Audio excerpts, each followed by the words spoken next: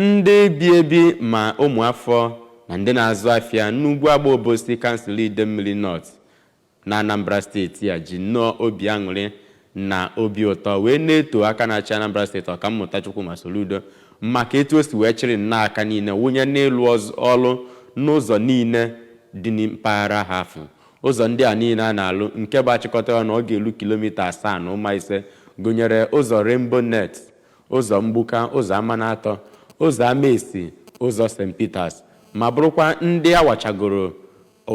awachagoro ide mmiri na ya ma kpoo okwute gbalaa okwute eji alụ ọrụ ebe ahụ. Eme ngị na Ọsadebe ji hụta ka ya bụ ụzọ si wee dị wee weta aka ịga n'ugbu a. Ka ọ na-agwa ABS okwu, onye isi oche Ugwuagba Landlord Association bụ Chief Chiemelie Ndụka kọrọ ka ha siri gbaa mbọ iji hụ na ụgbọala na-abata n'ogbe ha nakwa oke ahụhụ ha tara tupu Gọvanọ Chukwuma Soludo wee gbọtara ha ọsọ enyemaka bụ nke o kwuru na ọ meziri ka ha sonye n'ihe a na-eme. Chief Ndụka keneziri Gọvanọ Soludo maka oku ọ zara ndị Ugwuagba Obosi wee kpere Chineke ka ọ gọzie ya. Mgbe a gwara ya nke anụnwa ọ zakwana ya bụ okwu, ọ zara ya ka dike. I awarded up to 4 roads in my community today. So my people are Manatong, isi Mbo Nepa, Bata, from Eziweka to Wele Road. You connect Amaesi, Ibayembuka, n'ụzọ karịrị akarị. So na ekenele nnọọ n'ọrụ ọma na-arụ na Ugwuagba. N'aka nke ya, onye patron Ugwuagba Landlord Association Obosi bụ Ichie Sir Nobel Anuebu nwa kenere Gọvanọ Soludo maka ọtụtụ ọrụ ụzọ na-aga n'iru n'ogbe ha ma gbakwunye na onweghị gọvanọ chetagoro ha n'ụdị a.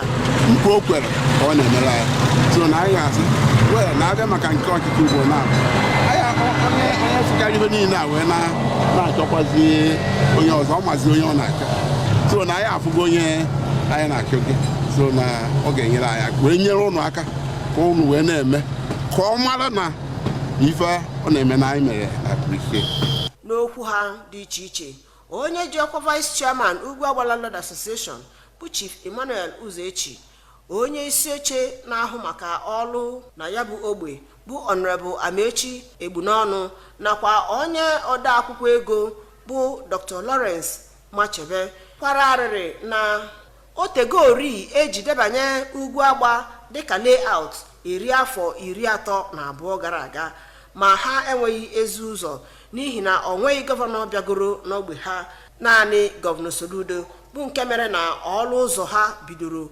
n'ike. Ha kwụsịkwara ike na onye ọrụ ngo ji ya bụ ọrụ na-alụ ọrụ dịka o siri kwesị ma na-alụkwa ya n'usoro. Ife a na-echukwu ugbo ogologo ndụ na-arụsi ike ebe ọ nọ ka anyị mee ka echọ na ọ chịkpọrọ first turner n'ugbo with the kind of wisdom Chukwu nyere ya. Ọchịsị anya second turner Chukwu ewere aka ya meelu onwe ya afọ maka anyị mara anyị azọrọ ya azọ.